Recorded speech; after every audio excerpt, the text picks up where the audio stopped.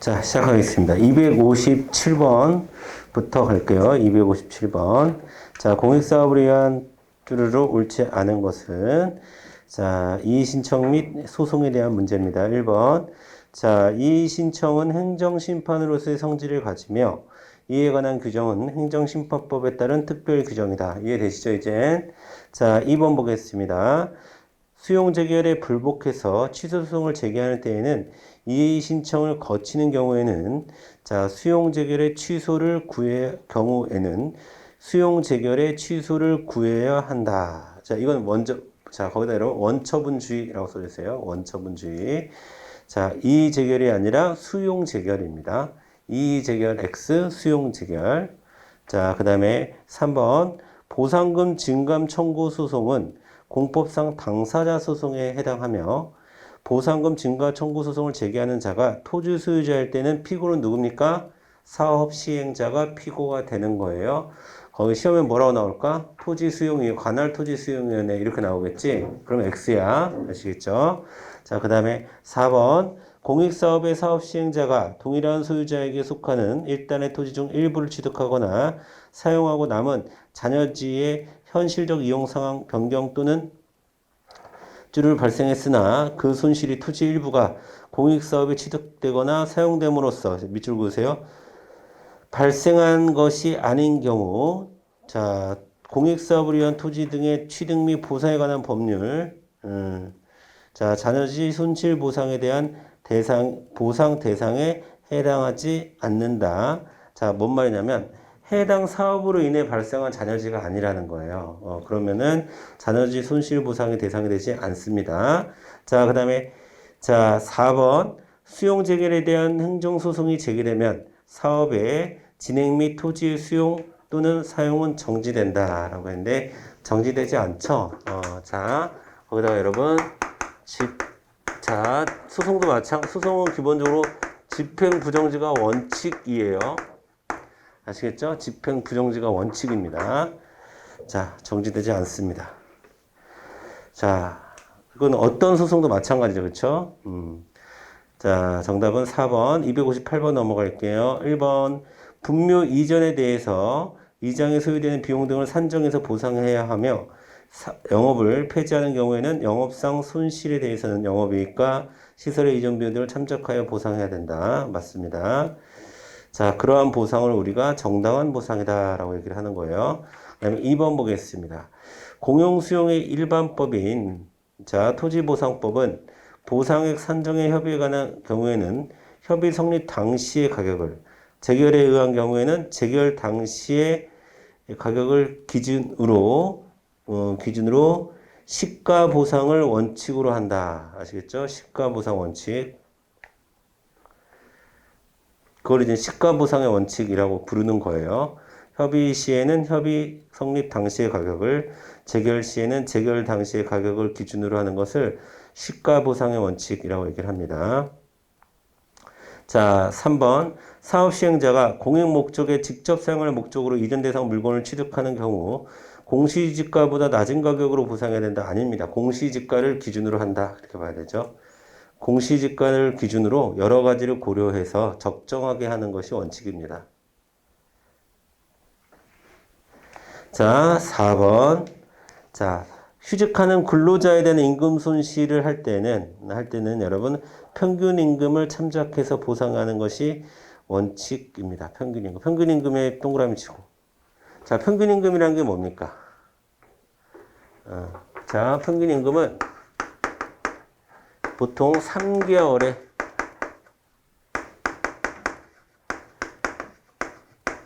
임금의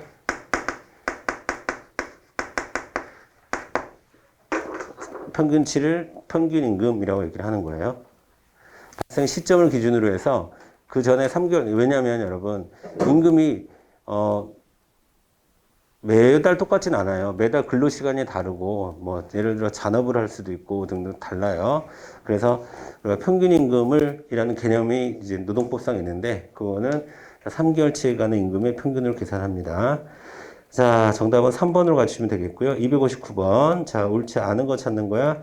1번 농업 손실에 대해서는 농지 단위당 소득을 고려해서 경작자에게 보상해야 하지만 농지 소유자가 해당 지역에 거주하는 농민인 경우에는 농지 소유자와 실제 경작자가 협의하는 바에 따라 보상할 수 있습니다.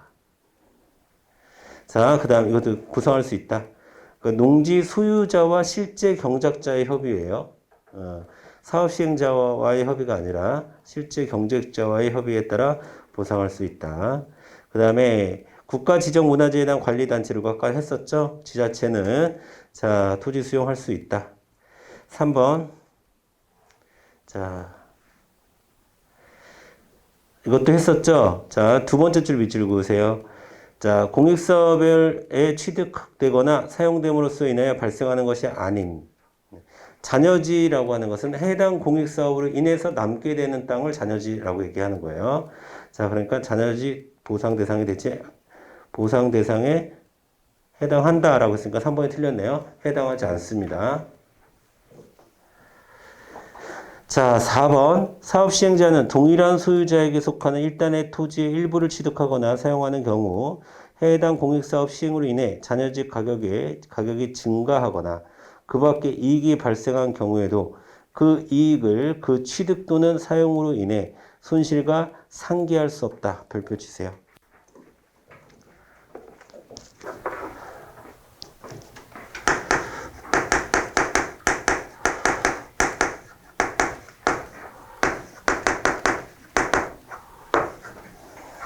자, 한 6가지가 있어요. 보상 방법에서 아까 정리했던 4개는 보상 방법이 아니라 보상금을 계산할 때, 보상금을 계산해서 정할 때, 즉 보상금 산정 원칙이고 이번 건 이제 보상 방법이에요. 자, 보상 방법 첫 번째, 누가 보상해야 돼요? 자, 사업 시행자 보상 원칙입니다. 두 번째, 보상은 현물로 해야 돼, 현금으로 해야 돼?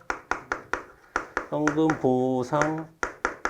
이거 제가 원칙이라고 하는 건 예외가 있어요. 현금 보상도 예외적으로 현물이나 채권도 가능해요. 원칙이 현금 보상이라는 얘기야. 그쵸?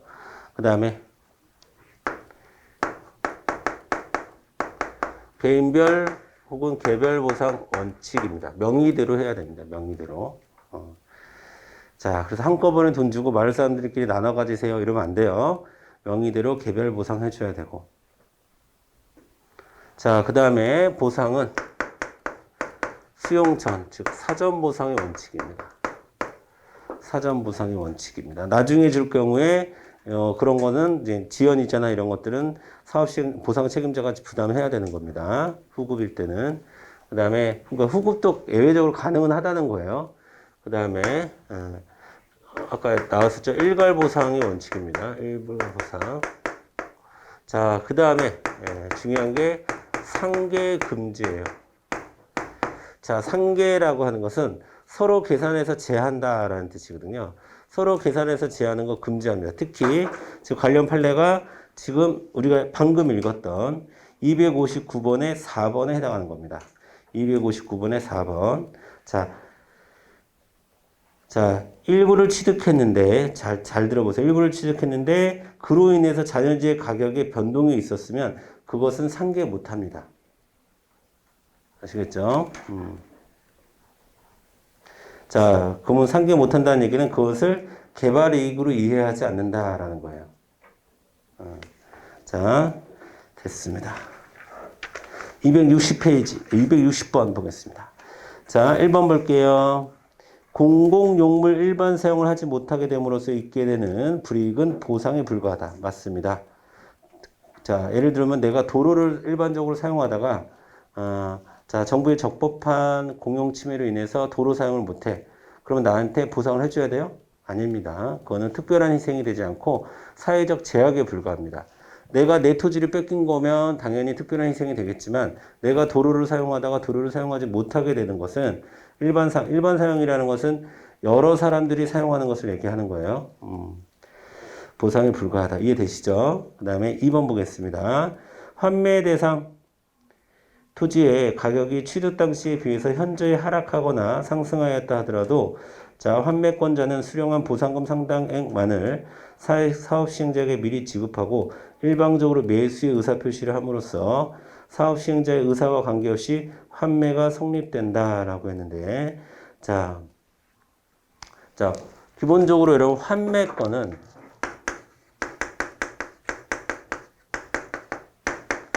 형성권이다. 즉, 환매권을 취득하는 것 자체로 권리 의무가 성립이 되는 겁니다. 그러니까 사업 시행자의 의사와 관계없이 환매는 성립할 수 있습니다. 아시겠죠? 환매를 하기로 했는데 뭐 가격의 변화가 있다고 해서 그 환매가 성립이 되지 않는 건 아니다라는 거예요. 자, 그래서 환매를 하기로 한 당시에 환매권은 성립된다. 일방적으로 성립될 수 있다는 거예요. 왜? 이미 환매권을 가진 쯤으로써 권리 의무가 형성이 되었기 때문이다. 이렇게 보시면 되겠고. 3번. 무허가 건축물에서 축산업을 영위하는 자의, 이거 시험에 많이 나오죠. 자, 중요한 말은 축산업이에요? 무허가 건축물이에요? 무허가 건축물에 대한 영업 손실 인정합니까? 인정하지 않습니까? 인정하지 않죠. 당연히 하지 않아도 됩니다. 즉 하지 않아도 정당 보상의 원칙에 반하는 것은 아닙니다. 4번 보겠습니다. 자, 공익사업을 위한 토지 등의 취득 보상에 관한 법률 시행 규칙에 따라서 사업 폐지에 대한 보상 청구권과 농업 손실에 대한 보상 청구권은 민사소송의 절차에 따라 된다라고 했는데 틀렸죠. 자, 여러분.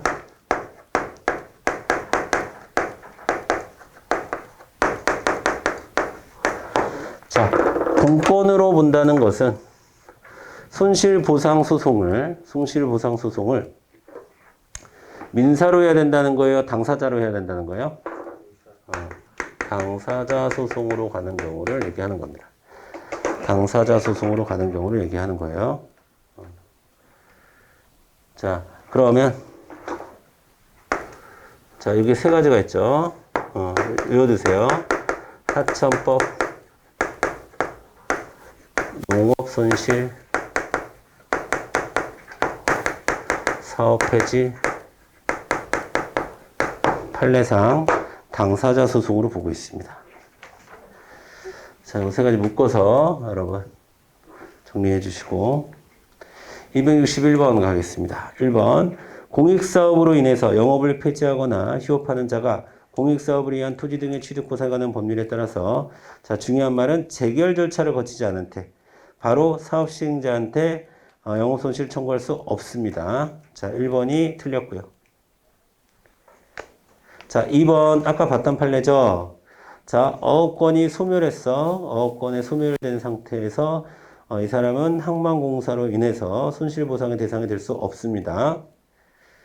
자, 그 다음에 3번 보겠습니다. 토지 수용 보상액은 토지 수용법에 규정한 바에 따라 산정하는 것이 지가 공시 및 자, 토지 등의 평가에 관한 법률 개별 공시 지가를 기준으로 산정하는 것은 아닙니다. 뭐라고 얘기해야 돼요? 표준 공시지가. 여러분 정확하게 얘기하면 표준 공시지가 플러스 적정 가격 평가. 자, 여기서 이제 적정 가격을 평가한다는 것은 그 토지의 위치나 그 토지의 환경이나 아니면 그 토지의 집가 변동률이나 물가 상승률까지도 포함돼요. 물가 상승률이나 등의 상황까지도 주변 상황까지도 고려하는 것을 적정 가격이라고 얘기하는 거예요. 뭐에? 표준 공시지가에. 기준은 표준 공시지가고. 이 정도까지는 얘기할 수 있어도 개별 공시지가라고 얘기할 수는 없습니다. 개별 공시지가를 기준으로 산정하는 것은 아니다. 자, 그 다음에 4번 보겠습니다. 4번 무허가 건축물로서 주거용이 아닌 경우 자, 거래가 객체되지 아니하는 사업인정 전 건축된 주거용 건축물이 아닌 무허가 건축물에 대해서 예외적으로 보상의 대상이 되지 않는다라고 되어 있는데요. 자, 어쨌든 무허가 건축물이 주거용이 아니에요. 근데 이게 나중에 바뀌었다 하더라도 보상의 대상이 되지 않습니다. 무허가 건축물에 초점을 맞추시면 되겠고, 이거 자주 나오는 거예요. 이거 4번도. 자, 그 다음에 1번 보겠습니다. 1번. 자, 262번, 1번. 토지수용위원회는 손실보상의 신청 범위와 관계없이 손실보상의 증액 결정을 할 수 있다가 됩니다. 있다. 여러분, 신청 범위와 그 관계가 있으면 사람들이 다 어떻게 신청할까? 엄청나게 높은 금액을 신청하겠지. 그러면 그것을 기준으로 판단한다고 한다면 그것을 기준으로 판단하지 않아요. 자, 그 다음에 2번 보겠습니다. 공익사업법상, 그러니까 1번이 정답이고요. 토지수용위원회 수용자끼리 있은 후 사업시행자가 다시 협의를 해서 했다고 한다면 계약 체결 가능해요? 가능합니다. 협의가 우선이다. 자, 3번.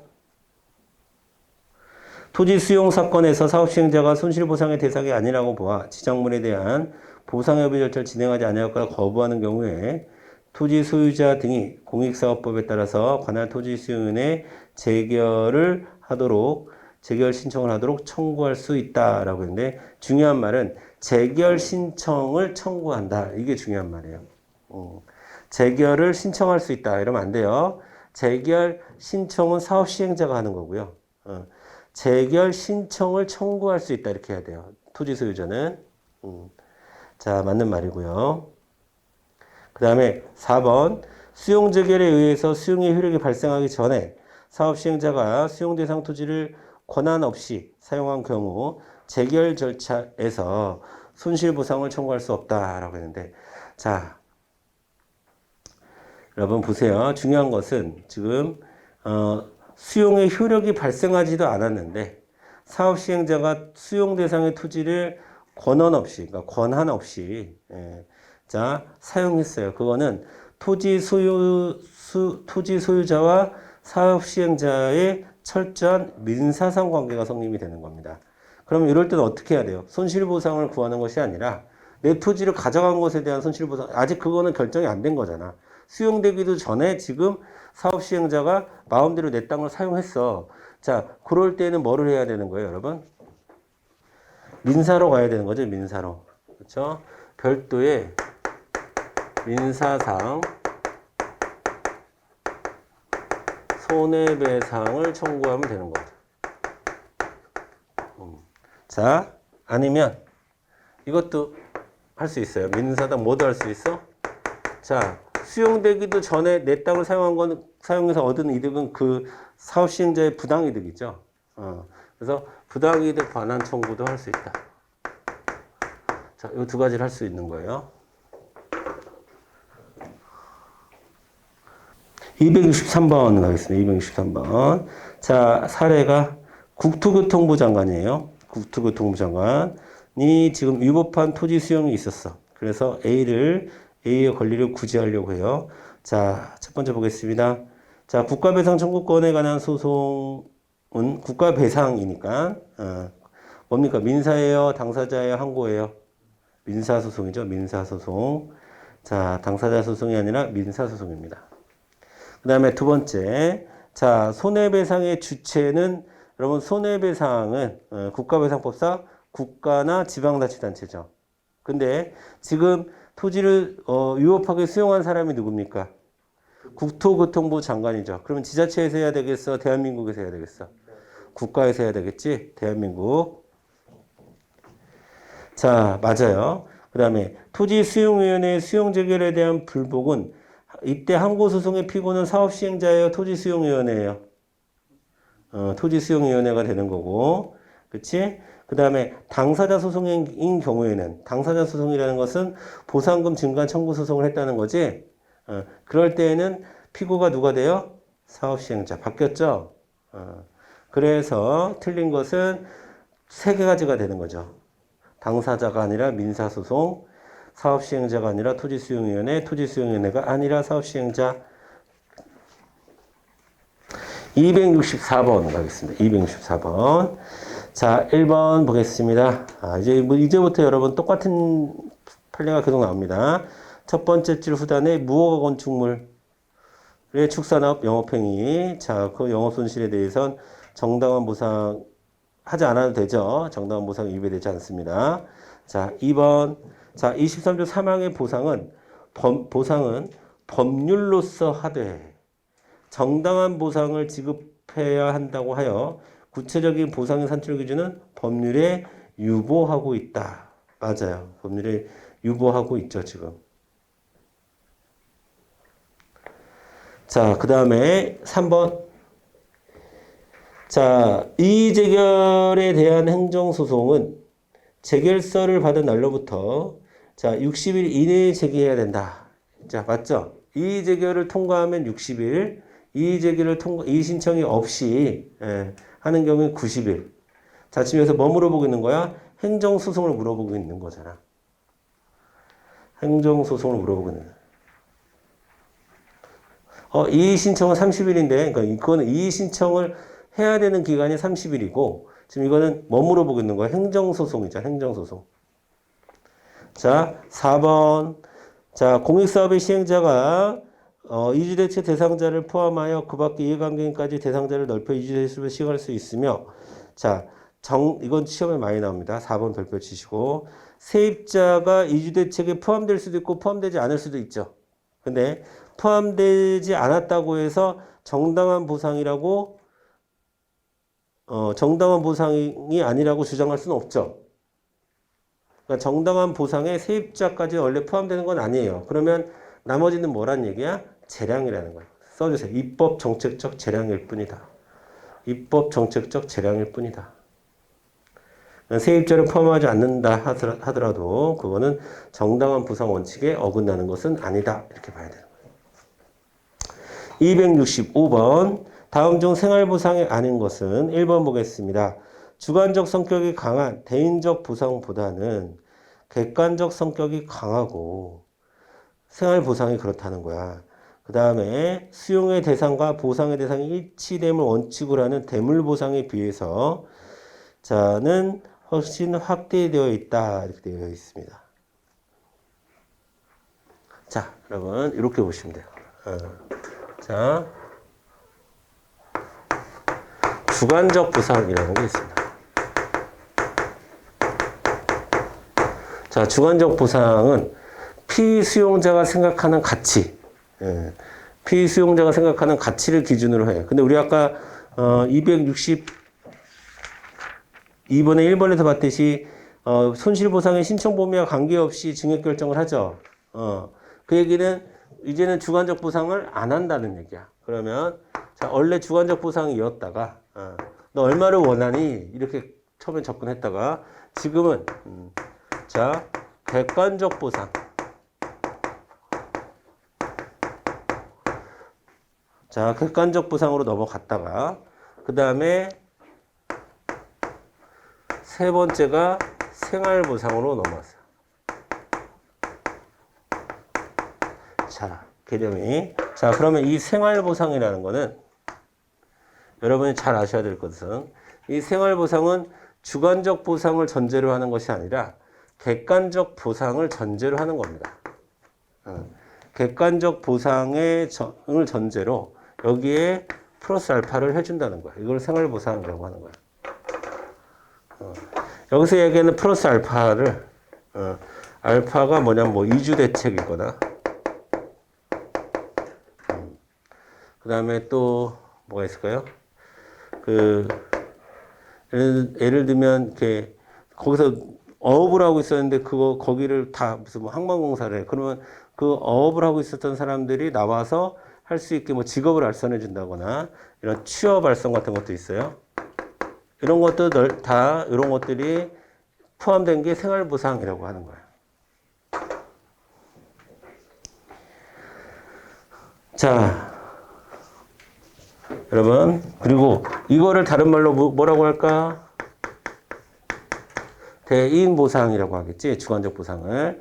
그 다음에 객관적 보상을 다른 말로 뭐라고 할까? 대물적 보상이라고 얘기를 하는 거야. 그러면 생활보상은 대물적 보상에, 자, 거기 뭐라고 돼 있어요? 자, 생활보상은 대물적 보상에 비해서는 대상이 훨씬 확대된다라고 얘기하는 것은 플러스 알파가 있다라는 얘기죠. 이해되시죠? 이 순서도 잘 알아야 돼. 이렇게 여기서 일로, 여기서 일로 이렇게 가는 거야.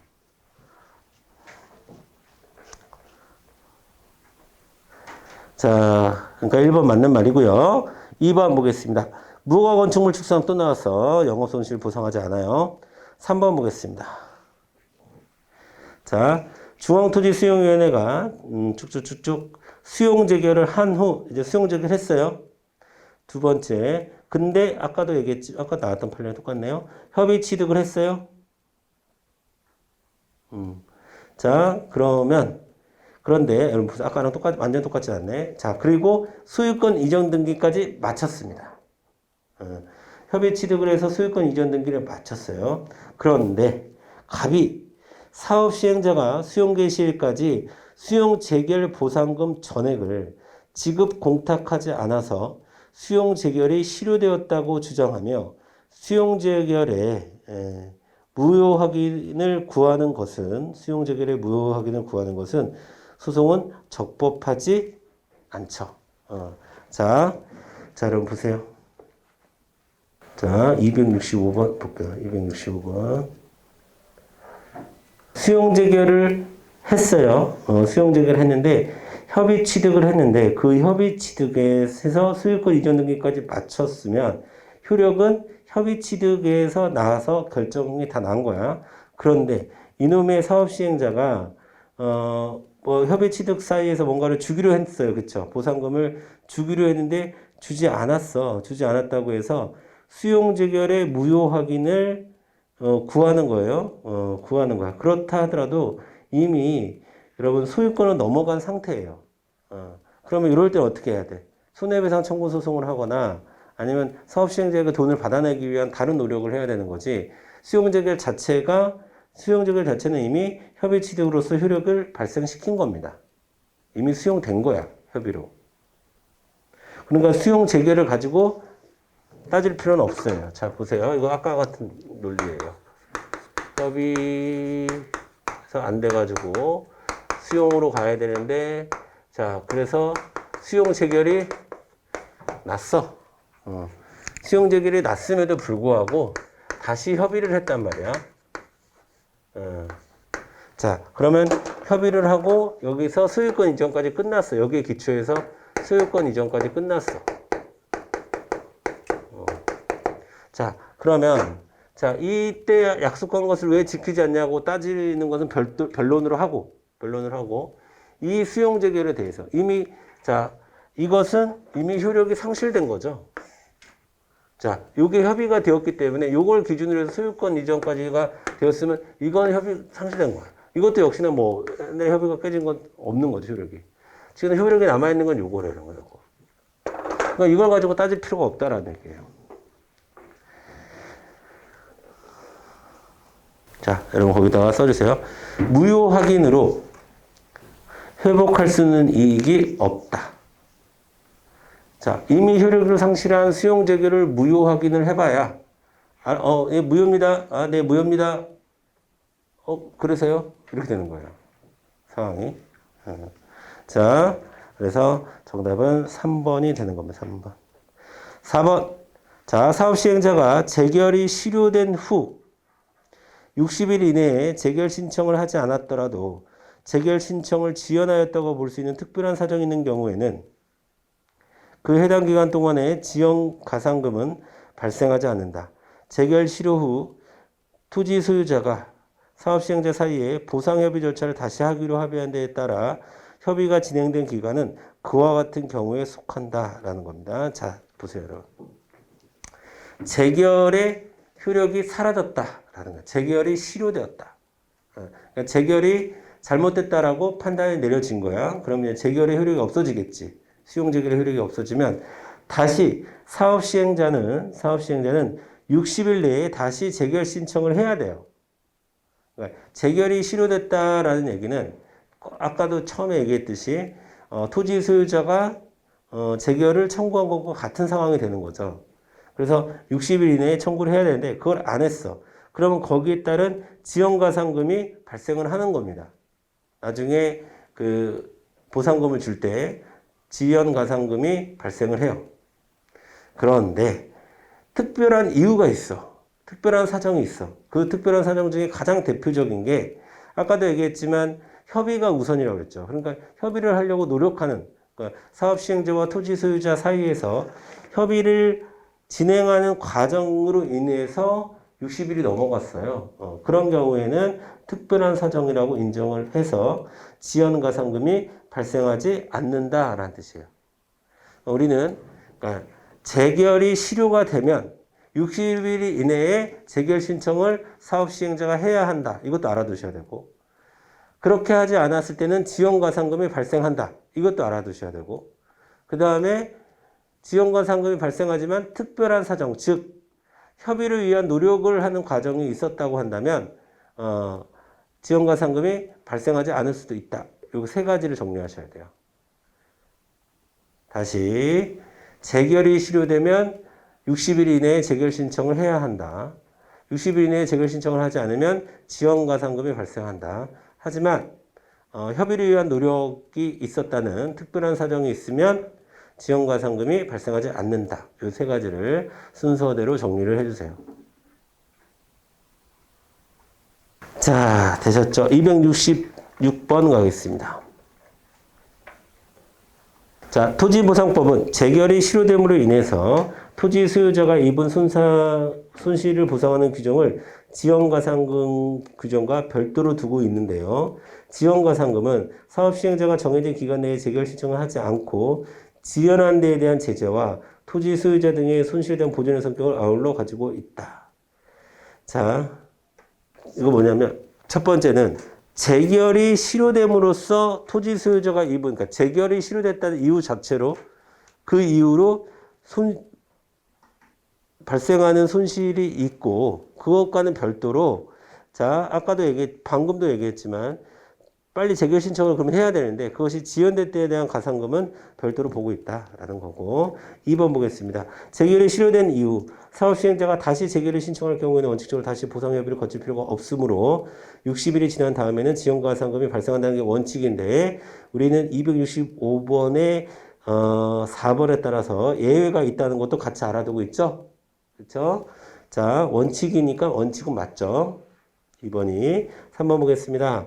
자, 건축 허가를 받아 주택을 신축하였으나 자, 사용 승인을 받지 않은 주택 소유자 갑이 국가토지공사 이주대책 공급자 신청한 경우 이주 사용 승인을 받지 않았던 이유로 한국토지주택공사가 이주대책 공급 대상자 제외 통보는 적법하다라고 했는데 자, 위법하죠. 위법해. 자, 우리는 지금까지 우리 축산업 얘기할 때도 그랬고 기준이 뭐였어요? 무허가 건축물에 대해서 손실보상 안 한다는 거야. 근데 자 기준이 이거야. 기준. 자 기준이 허가를 받았냐 안 받았냐가 되는 거예요. 자 기준이 여기서 지금 얘기했듯이 사용 승인 여부는 기준이 되지 않습니다. 허가받은 건축물이었냐 건축물이 아니었냐 즉 무허가 건축물이냐 아니냐가 중요한 겁니다. 그러면 일단 맨 처음에 건축 허가를 받아 주택을 신축했다라고 써있지. 그러니까 무허가 건축물은 아니죠. 그러니까 무허가 건축물에 대해서 이주자 택지 공급 대상자에서 제외하는 것은 위법합니다. 적법한 허가 건축물인데 사용 승인 여부는 별도로 하고.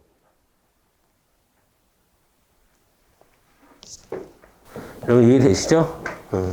뭐 투박한 예를 하나 들면 자. 여러분들이 이제 공무원 되신 다음에 고깃집 하려고 건축물을 세웠어. 이 건축물은 무허가 건축물은 아니야. 근데 여러분들이 여기서 뭐 그 영업 활동을 하려고 했는데 여러분은 공무원이라서 영업 활동을 못 해. 그러니까 이런 식의 사용 승인을 받지 못했다는 얘기야. 근데 근데 여기에 이제 그게 들어온대. 도로가 들어온대. 그러면 이 건축물에 대해서 내가 보상을 받아야 될 거 아니야. 내가 여기서 장사를 못 한다. 여기를 사용을 못 한다는 얘기지. 이게 지금 무허가 건축물이라는 얘기는 아니잖아. 허가를 받아서 건축은 했어. 건축 허가랑 영업 허가랑은 다른 거잖아요. 그렇죠? 건축 허가랑 사용 승인이랑은 다른 거잖아. 사용 승인을 받지 못했다는 이유로 그 사람을 배제하면 안 된다라는 얘기예요. 자, 그 다음에 4번 보겠습니다. 구 공익사업법 시행규칙 제45조 영업손실에 대한 대상으로 영업손실 보상의 대상으로 정한 영업에 매년 일정한 계절이나 일정한 기간 동안에만 인적 물적 시설을 갖춰 영리를 목적으로 영업하는 경우도 당연히 포함됩니다. 여러분 스키장 생각하면 돼요. 스키장. 내가 스키장을 하고 있었어. 근데 그 스키장을 산을 뚫어가지고 터널을 만들어야 된대. 예. 그러면 당연히 손실보상 받아야지. 너는 겨울에만 장사하니까 무슨 손실보상이니? 이러면 안 된다는 얘기예요. 1년에, 겨울에만 장사해서 1년을 먹고 살아야 되는 사람들인데. 자, 이해되시죠? 자, 정답은 3번으로 가주시면 되겠고요. 267번 보겠습니다.